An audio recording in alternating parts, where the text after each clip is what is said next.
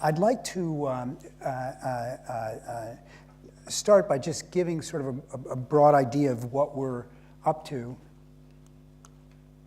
And it goes back to the fact that it's probably been just a little over 100 years since Bateson, just 9 miles north of here, introduced the scientific world to the ideas of Mendel. And in the grand scheme of human history, that's pretty short. But actually, after that event, things sort of just perked along. And even as late as the 70s, 80s, medical genetics was really a restricted sort of boutique part of medicine. It wasn't considered to be foundational to how we approach human disease.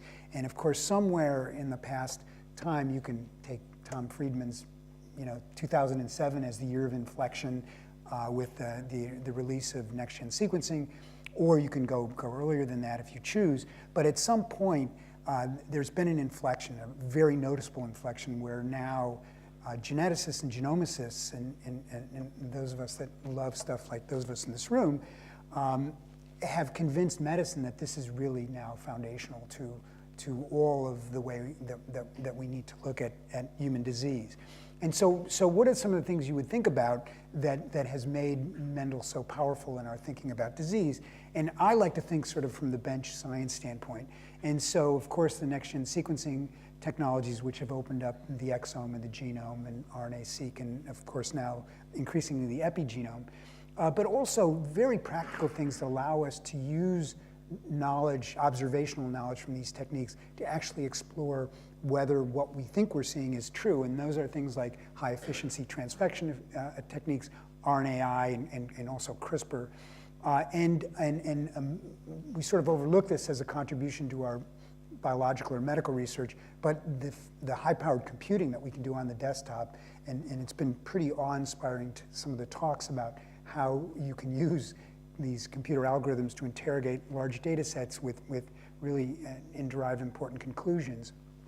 And I think that those approaches for large data sets are going to be increasingly important as medicine moves into an era when genomes for everyone, or most everyone, will be available, I think, within some people in this room's lifetimes. Though for our particular research group, that's really not our forte, the development of algorithms and analyzing huge data sets, and sort of taking a theme from Sarah Teichmann's talk, rather than look at large amalgams of cells, she looks at single cells. So rather than look at large populations, we tend to do it one family at a time. And the reason why we can do that is it really, I think, illustrated by this beautiful diagram from Jim Lupsky's review in Cell from about a decade ago called Clan Genomics. And the point he was trying to get across is that as your variant exists in the population, it will be purified by selection. And talking pretty much here about its effect on human disease, human physiology, not about other effects that might be less subject to selection. And so the alleles that you're looking at way out there, the large frequency alleles, of course, are by their very nature going to have relatively small impact.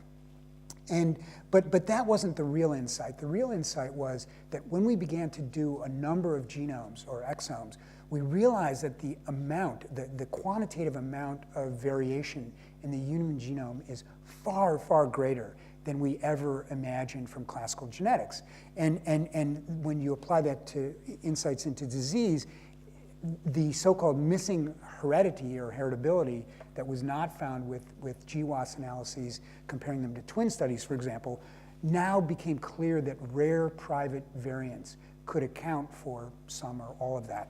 And the rare private variants are particularly ones that have huge effect on your physiology, particularly in an adverse way, are going to then be removed as generations go on, either right away or at some point in the future. And many of the variants that we study actually are ones that can very early lead to mortality, so therefore they're not going to be passed on at all. So in that class of private variants, you're talking about the only people that will share those are really your parents if they can be passed on, you and your children and your siblings. So it's a very small group in what Jim calls the clan. So that's really where we've looked to analyze variation. And there's Mendelian variation if it can be passed along, or it can be strictly de novo, where it has not yet been passed or is not able to be passed because of the reproductive fitness of the individual that harbors the variant. So that's the space where we've worked on, and we've used our strengths, which are really in-depth immunological, biochemical, and molecular analysis of the details of what the variant is doing. And one of the surprising things is that obviously with these new technologies, it's a lot easier to solve a Mendelian disease than it had been even 5 years ago. But what has been astonishing to me, since we work in a health service of the US government, that how frequently, more frequently than I would have guessed, knowing these variants, the specific variant in the pathway they affect and how they affect the pathway, actually does lead to an immediate intervention you can take. And so the theme of my talk will be to try to convince you that that's true by in-depth analysis of these variants. And I'll give you 3 examples of that. And then what I'll try to do is at the very end show you a little video clip that I think brings us back to part of the title of this conference, which is the impact on the patient and their families. So how do we do this? So the way that we do this is really, it takes a village, to quote a famous American politician, and that is that you really need people that interact directly with the family on a day-to-day or week-to-week basis. These are nurses, nurse coordinators, case managers, and you need the bioinformatics folks, you need the people who are going to do the biochemistry and molecular biology, and you need the physicians who are going to make medical decisions. So it's a team approach, and in order to facilitate this at the NIH, I've helped organize a clinical genomics program where all the groups that are interested in doing this can fastly obtain those resources to be able to do this kind of work in a group setting, but also so the groups could learn from each other. So this just shows every Tuesday we have a brown bag lunch where we all get together and we go through cases from the different groups and talk about how we're working to solve those. And this is what I call the virtuous circle of discovery, and you can see the steps are in a sense pretty obvious, but how you carry them out is not so obvious. And so the clinical workup starts with the physician's examination and the clinical laboratory tests. Then you can go to a molecular and cellular phenotype, and that's evolving as years go on. We're now incorporating things like CyTOF and in larger scale analyses, but sometimes it's as simple as just doing a lymphocyte proliferation assay. And then, of course, there's the analysis of the exome or genome, followed by computational analysis. And then comes the really hard part, and that's the validation. And I think that's the crucial part where you're going to find out what the impact is on the pathway, and also at the same time, hopefully it will inspire what you're going to do for the patient. But it doesn't stop there. In this setting, then you have to circle back first of all to the family and carry out the critical step of genetic counseling, where you let them know what the impact of this is going to be for their family and children. And then hopefully if there's a possibility of a new therapy, institute that. And of course that's evolving with newer technologies as well. And then the circle goes around and around again. So I sort of put an imaginary time pie chart for the right half of the circle, and what you can see is the biggest part is the validation, and that's where someone has to own that family, that genome. It's usually a postdoc, a student, a clinical fellow, and they have to really commit themselves to try to figure out whether the variant you're studying is the real one. And any of you who've done this kind of PID work, that's very laborious and is the most challenging. It requires the most sort of scientific creativity of the whole process, and it's an iterative process. The first variant you choose may not be the right one, and so that's how we do it. And so let me just start by talking you through some of these cases. So this was a subset of patients that came out of a long-standing program for a disease that we discovered in the 90s called the autoimmune lymphoproliferative syndrome. And these patients were referred to the NIH under that clinical protocol, but had unique features that were not in garden variety patients with that disease, and that is they had infiltrative disease usually in the lungs, the brain, the gut, and that's what these, this is a CT scan of the chest. All that white stuff shouldn't be there in a normal person. This white blotch there in the brain CT shouldn't be there.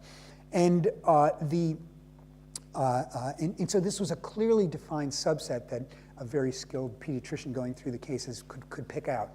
And when we looked at the phenotype of those cells, it was very clear they were different than normals in that the naive cells, which are really important for your immune reactivity to new pathogens, were essentially gone, almost as though the immune system had already sort of reacted to a million different things and burned itself out.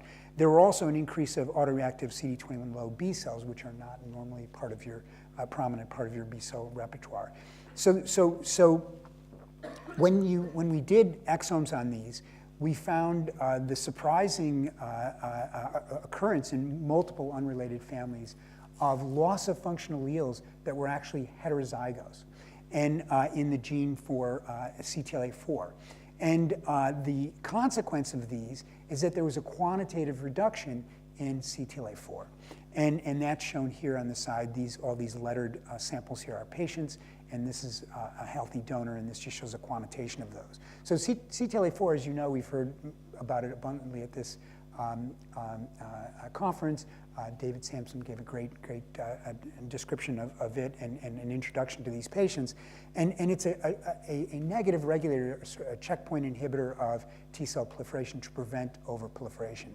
So the concept here was that, wow, if you're reduced in the quantity of this, then maybe your lymphocyte, your T cells are going to be overreactive, they're going to be overproliferative.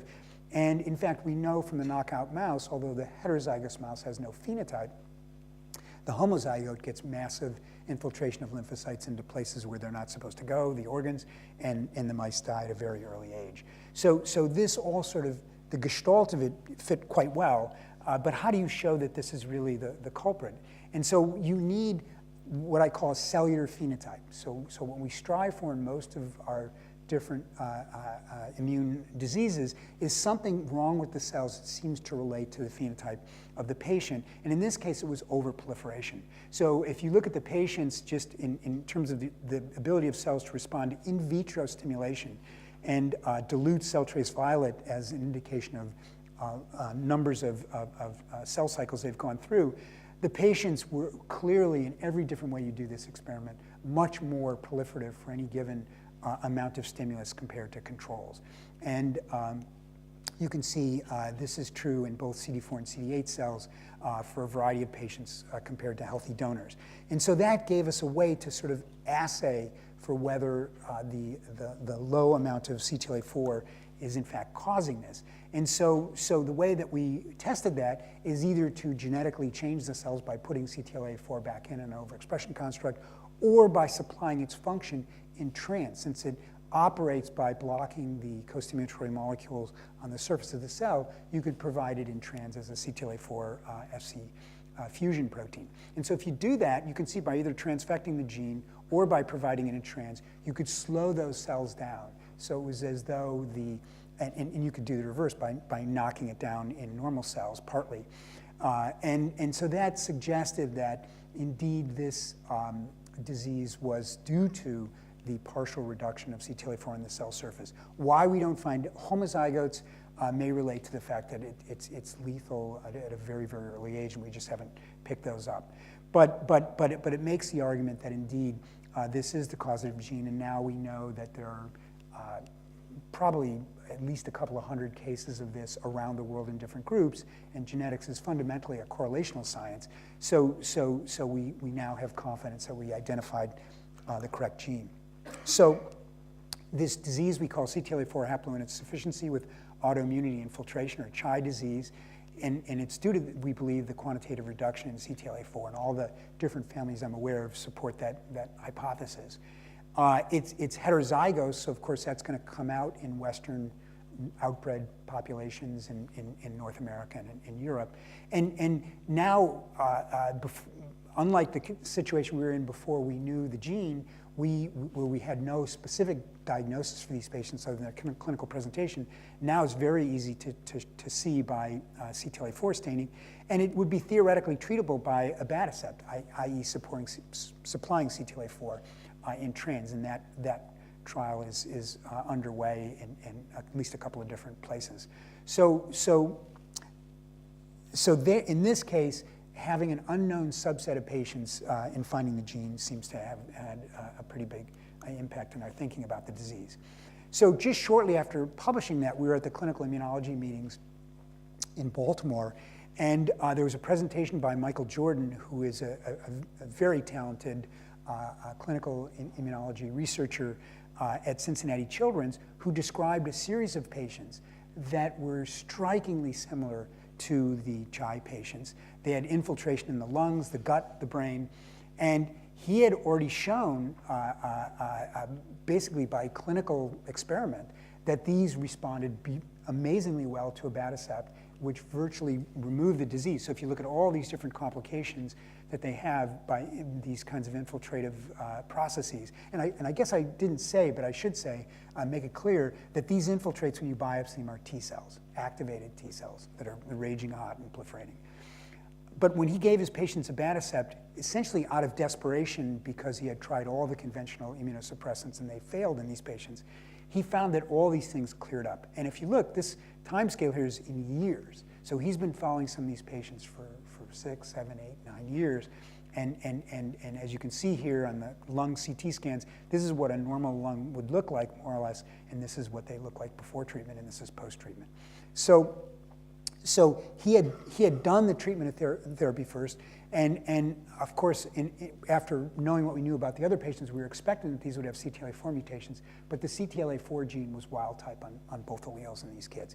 Instead, they had mutations in another gene called LRBA, or LPS responsive vesicle trafficking beach and anchor domain containing protein. And these patients, these mutations that were found were all loss of function alleles, and in the affected patients, they were all homozygous. So unlike the other disease, which was haploinsufficiency and heterozygous, this was more of a classic loss of function autosomal recessive. And interestingly, these had been, this deficiency had been already published by Grimbacher and Giha, but it wasn't clear how this related to the treatment effect. And the clinical spectrum of disease was quite broad, so it was a little bit uncertain what was going on. And this just shows that these loss of function alleles, in fact, do reduce dramatically the level of the LRBA protein, as shown here in Western blotting on intracellular flow cytometry. This is cytoplasmic protein. So when we thought about this, it was so striking, the similarity of these patients, and the fact that abatacept, which is CTLA-4 Fc fusion, worked, that we thought maybe there must be something going on with CTLA-4. So Bernice Lowe, a postdoc in lab, took a look. And I'm sorry, this is just summarizes, I'll kind of skip over this, but this just summarizes that many of the features of these patients were very similar to the CHI patients. And so when she looked, and as David had pointed out earlier in the conference, FOXP3 positive cells have very high levels constitutively of CTLA-4, and that's less and requires activation in conventional FOXP3 negative T cells. But you can see the patients are all in the colored traces, the healthy are in the black, and you can see this is a quantitation of them. They had strikingly reduced levels of CTLA-4 compared to the healthy donor controls. And so that then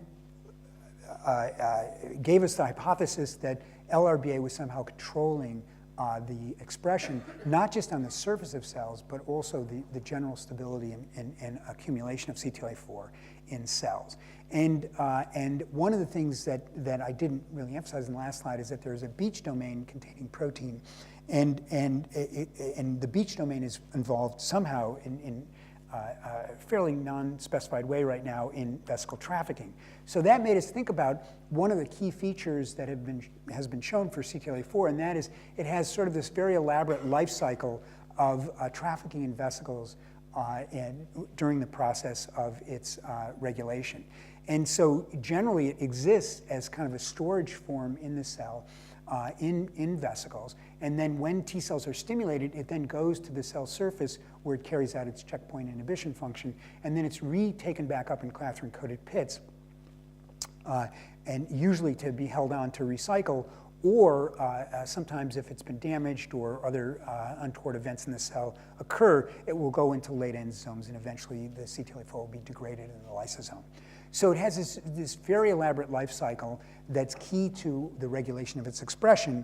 And so we wondered whether LRBA could control that. And one of the things that we first looked for was LRBA even in the same place as CTLA-4?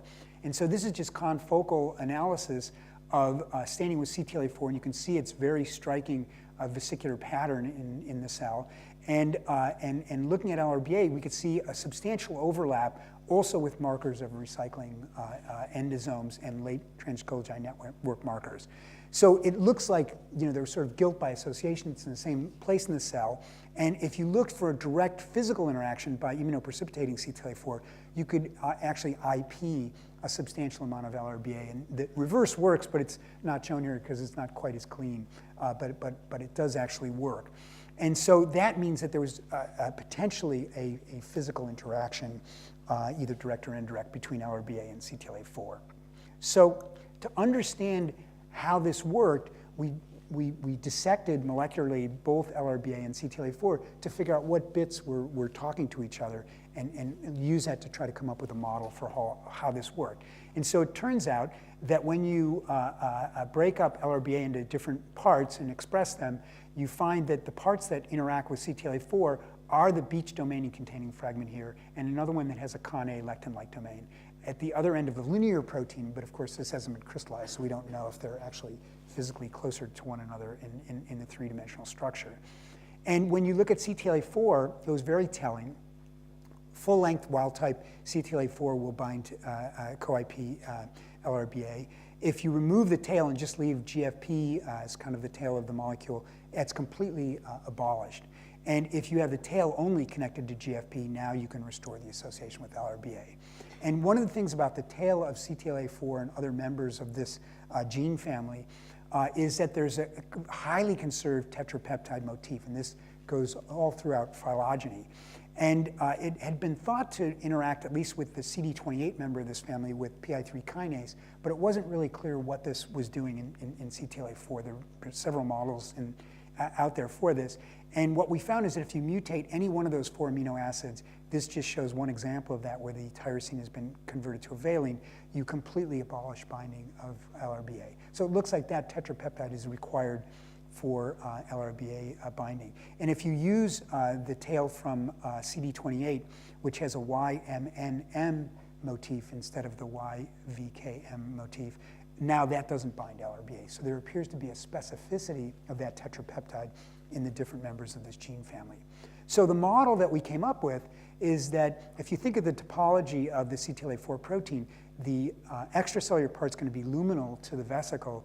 The cytoplasmic part is going to be sticking into the cytoplasm, and that contains the motif for binding of LRBA. And LRBA, of course, is a cytosolic adapter protein. So the idea is that this is sort of the traffic cop that grabs this tail as a handle and then directs this when appropriate to either the endosomes or the plasma membrane.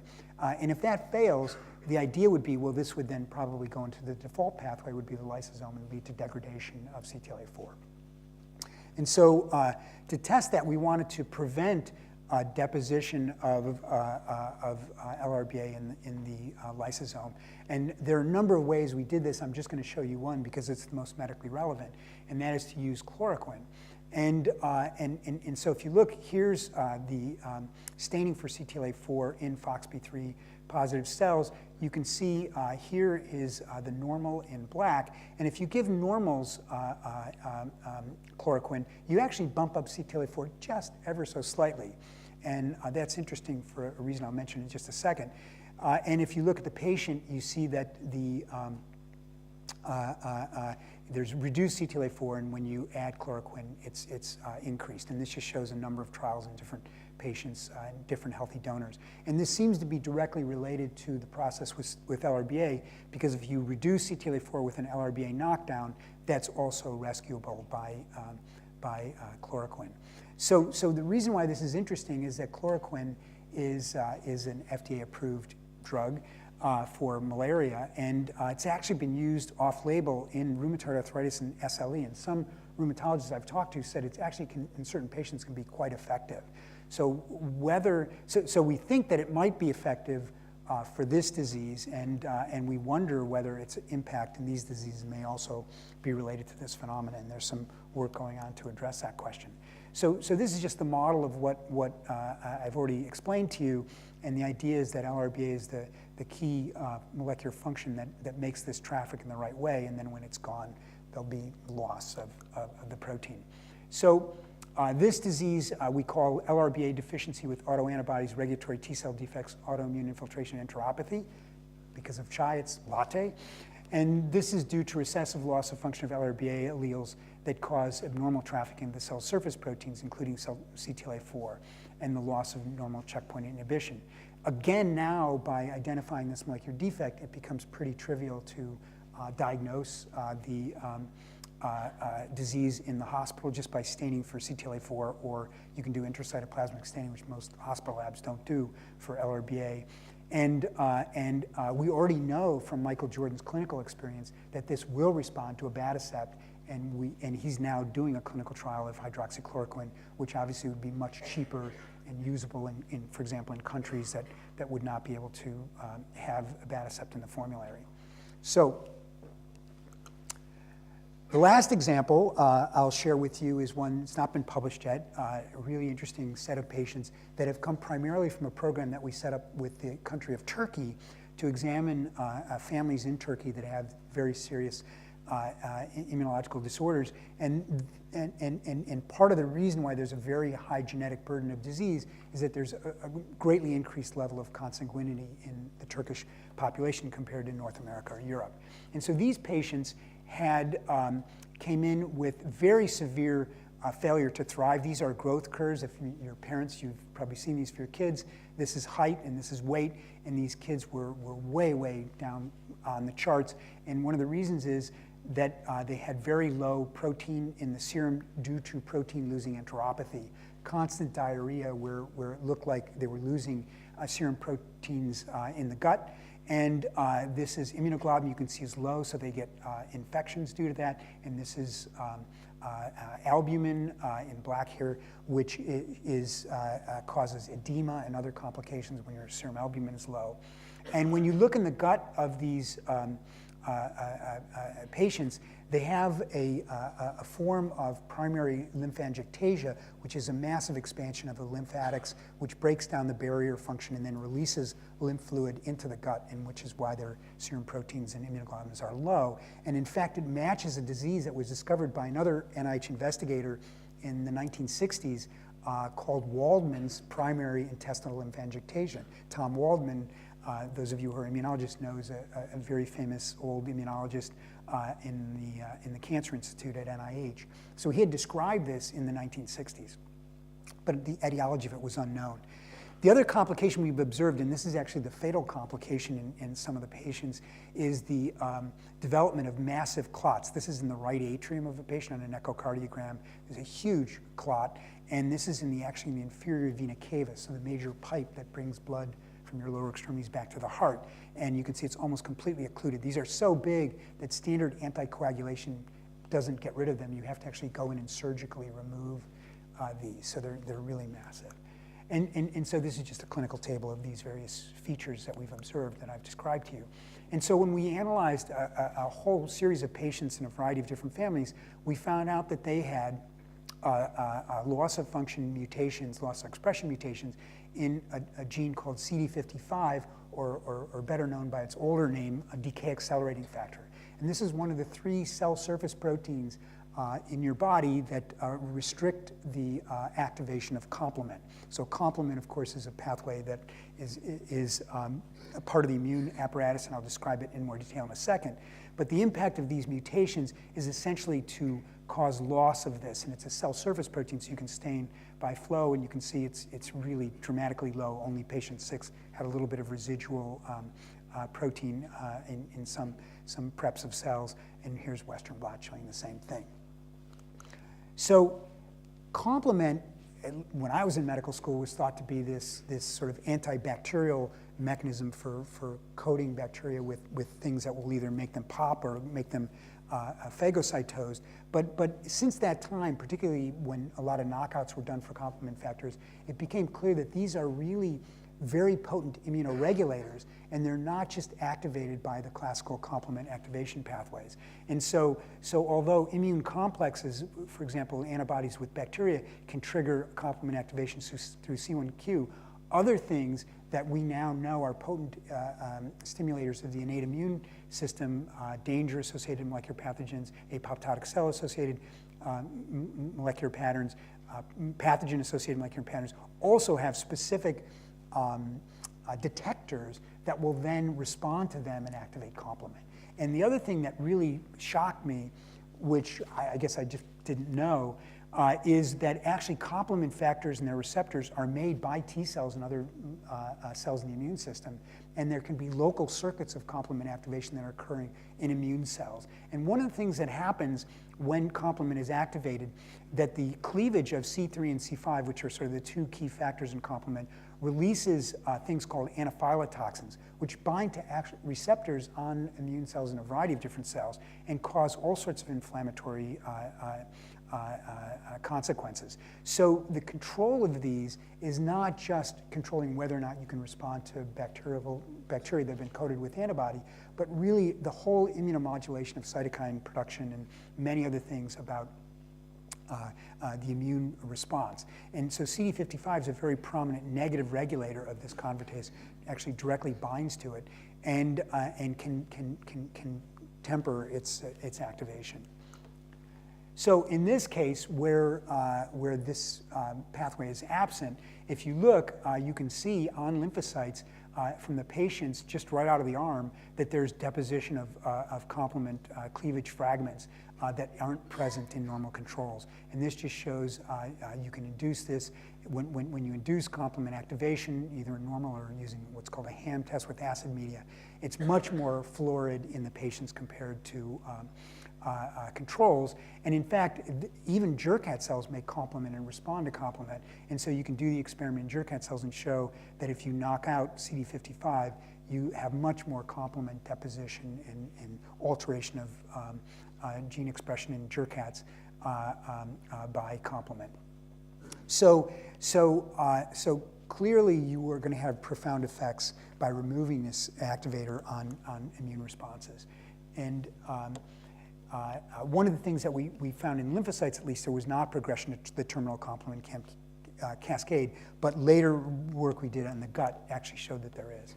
And one of the things that happens when you release these anaphylotoxins or the C3A and C5A fragments is that you alter cytokine patterns. So in this case, we found the patients increased TNF secretion, decreased IL-10. And if you blocked those with, here's the IL-10, if you block these with anaphylotoxin receptor inhibitors, you now can remove that effect. So it looks like it is directly due to the over-exuberant production of anaphylotoxins. So we had the good fortune to collaborate with Kahn Bostag and colleagues in Austria, and they did a very careful analysis of the gut. And you can see many things that you can imagine would contribute to the pathology. So first of all, in vessels and in lymphatics, in the gut, you can see the abnormal deposition of complement, either the C3 fragment, 3C fragment, or the terminal complement membrane attack complex, which is C5 combined all the way up to 3C9. You can see inflammation, so that some of these cases were initially seen as inflammatory bowel disease. And this is just massively distended lymphatics, as had been described by Waldman in the 1960s, due to this lymphangiectasia. And this just spills through the barriers into the gut lumen. And electron microscopy also showed that in the vessels there was actually stasis of lymphocytes that looked like they were sticking to the walls of the vessels. That's probably accounting in part for the abnormal clotting diathesis. And there were other things like these gaps that were generated, we think, by the fluid, abnormal erythrocyte invasion into the surface epithelium, and other things. So it looks like these effects with complement could actually result in the kind of pathologies that we saw. So what would you do about that? Well, it turns out that for another disease of complement inhibition, paroxysmal nocturnal hemoglobinuria, there's actually an antibody blocker of complement, and there's also small molecule blockers. So we decided to test those, and I'll skip over this for lack of time, but basically if you look at using compstatin, which is a complement inhibitor, or the eculizumab prototype antibody M5G1.1, you can see that the abnormal activation and deposition of complement is really completely flatlined by these treatments. So we have now the paperwork in process to start a clinical trial, actually bringing patients from Turkey to the NIH Clinical Center to try these complement inhibitors to see if they will work. So this disease we call CD55 deficiency with hyperactivation of complement, angiopathic thrombosis, and protein-losing enteropathy, or Chapel disease. And as I showed you, this is due to abnormal complement activation due to the autosomal recessive loss of function in the CD55 gene. And this causes, again, a very easily diagnostic marker, the loss of CD55 in the cell surface. And you can also do more sophisticated analysis, as I showed you with looking at C3d deposition. The in vitro study suggests that eculizumab or compstatin may be an effective treatment, and as I mentioned, there's a clinical trial underway. So I hope I've convinced you that in fact, knowing the gene not only gives you a great insight into pathology of the disorder and newer insights into immune regulation, which is part of our mission, but also gives you a way, first of all, to diagnose the disease, which is really important if you work with families with these terrible immunological diseases. Just knowing what they have is a huge relief to families, as you'll see in just a second. But also, it's allowed us to actually intervene in ways that we would never have guessed. And it's not just the diseases I described to you. One of my favorite diseases, which you'll see a little bit more about in just a second, is Xmen disease, which is a failure of appropriate magnesium transport into lymphocytes. And it's actually treatable by simple magnesium supplements, which are just food supplements. And this is our first Xmen patient here who came in with sky-high Epstein-Barr virus, hundreds of thousands of copies per mil of the blood, which is a very strong predisposition for lymphoma. And the hospital lab tested his recent visits, it's been essentially undetectable. Just by taking magnesium. We also showed that in P110 delta activating mutations, that rapamycin and actually specific inhibitors of those will suppress disease very potently in those. So I want to end just now by showing you a short video clip. It's, I apologize, it's partly to sort of promote our program at the NIH, was the purpose it was made, and you can sort of ignore that, although that will illustrate that despite everything you've heard, there are good parts of the United States government that are still going on, even in this era. But the thing I really want you to see is the impact of this kind of research in all of your research, whether you're working at the high genome level or the individual family-by-family approach, on families who are suffering from these diseases. So hopefully this will go.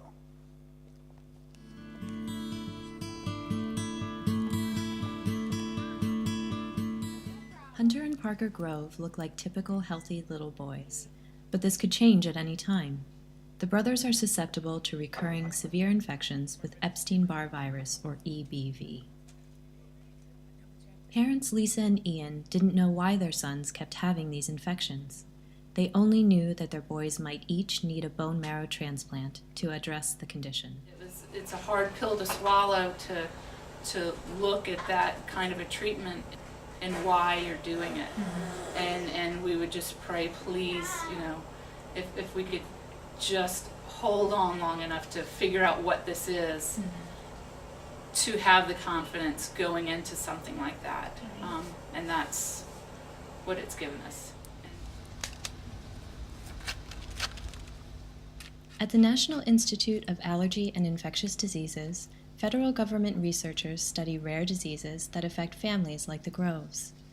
Senior investigator Mike Lenardo and grad student Feng-Young Lee found that a mutated magnesium transport gene was causing the brothers' condition. We examine families that have children that have deficits in the immune system or abnormalities of immune homeostasis. They have too many lymphocytes growing. Sometimes that leads to cancer.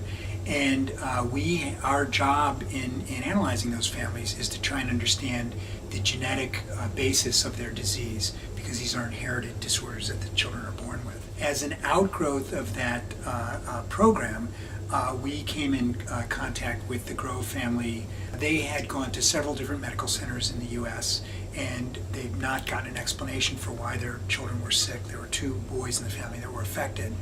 And so we decided to use our knowledge and some new technologies to try and get to the basis of what was causing their disease. The study team named the boy's condition Xmen disease for X-linked magnesium deficiency with EBV and neoplasia. The good thing is both of them are still very young and very healthy, of course, which continues to be the head scratcher, I guess, in this deal, is why would you put them through so much when they look and act the way they do. So it's kind of complicated. Xmen disease puts the boys at risk of cancer, so the Groves still need to decide about the transplant, but they're relieved to finally have a diagnosis. You have to have a lot of patience. We've been coming here for almost 5 years. It's just been a steady progress. Patience and belief that you know that who you're with and what you're doing is the right thing. And we know there's nowhere else in the world that we'd rather be than here because of who we work with, what they've done for our family. It's pretty special.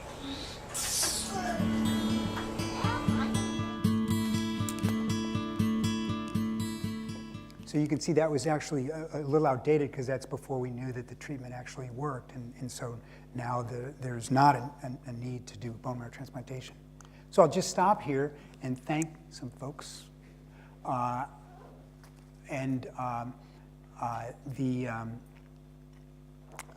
Groups, I'm sorry, this is got mixed up here, but anyway, the Chian-Lati disease were spearheaded in our group by Bernice Lowe with Gulbu Uzel, a staff clinician in the NIAID, and there was also another postdoctoral fellow, Hai-Sun Keen, who played a large role in that.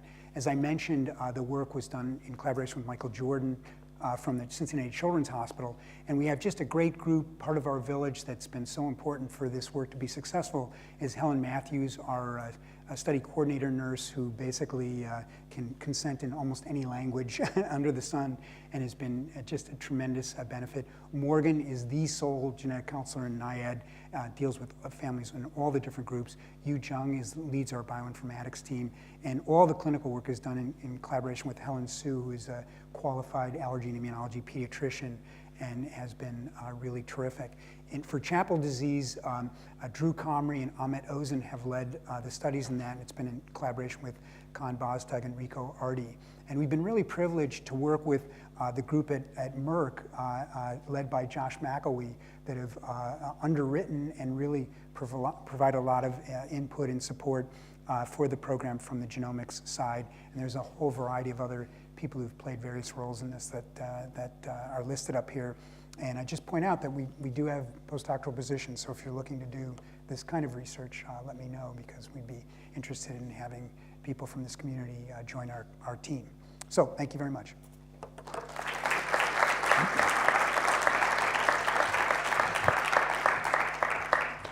Thank you very much for a wonderful talk. Any questions? Sophie.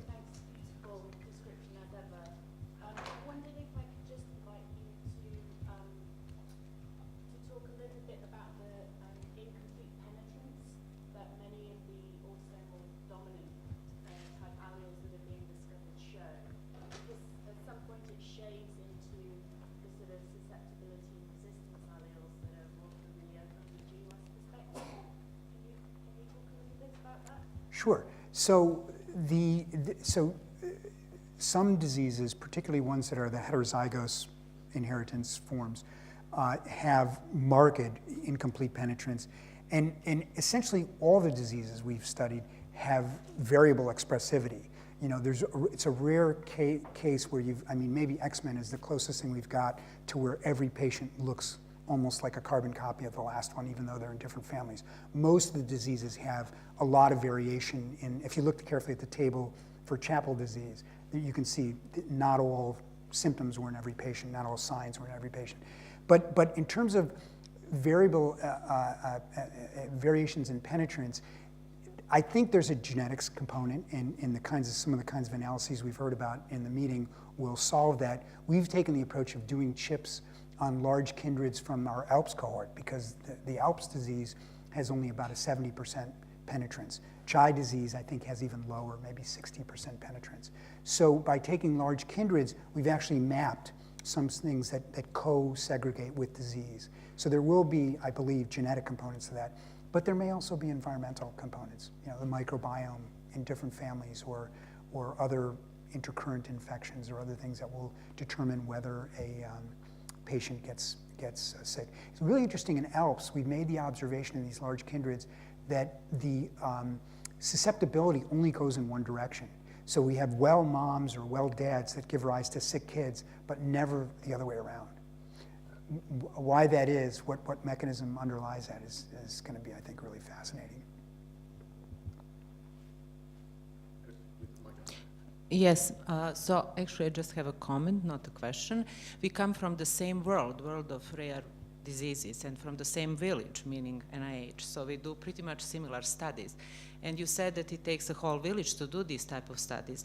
I would just like to make a point, it takes more than a village of NIH. It really does take international collaborations, because studying diseases and patients that are so sporadic, it's really hard to do that without international collaborations. And by that, I don't mean that I would like other people to contribute their patients to our study, but vice versa. If you have patients with interesting phenotype and you have exome data or genome data or whatever, I think it's crucial to reach into a community and to work together, because it's very hard to put a postdoc to work on a project where you really don't have good evidence that this is a disease-causing gene. It takes half a year or a year to do functional studies. So more evidence we have that this is a potentially disease-causing gene, it's better for all of us. Yeah.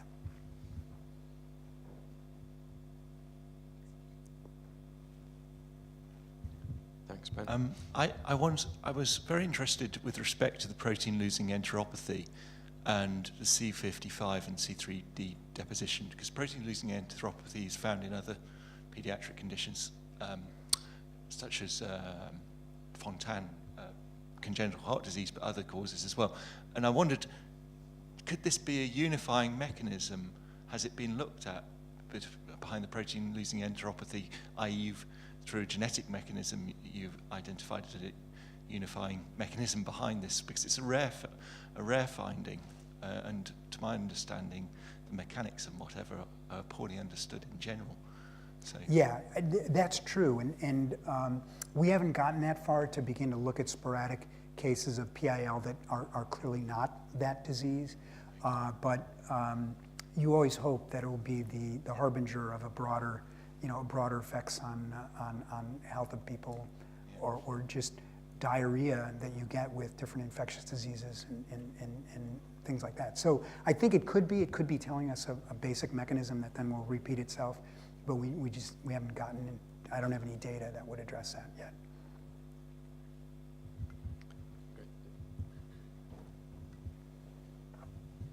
So, Mike, do you have any feel for why the CTLA-4 hat mice don't get sick? And my understanding is also the LRBA knockout mice don't seem to be affected in the same way.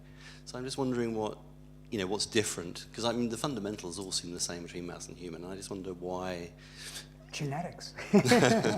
No, so the reason I say that is that we experienced this years ago. So the mouse mutation in FAST, can't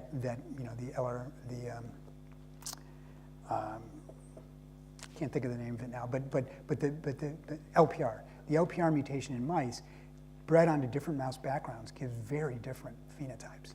On a B6 background, you basically don't see the disease. On an MRL background, you do.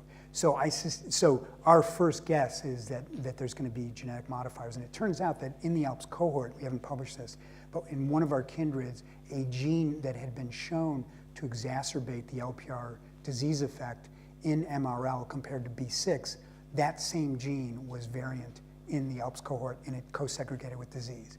So we know that's at least a component of it. But I think that it would be a mistake to believe that it's all due to, you know, so-called background genes or subtle gene effects. I think there's probably going to be environmental influences that will make the disease worse or better.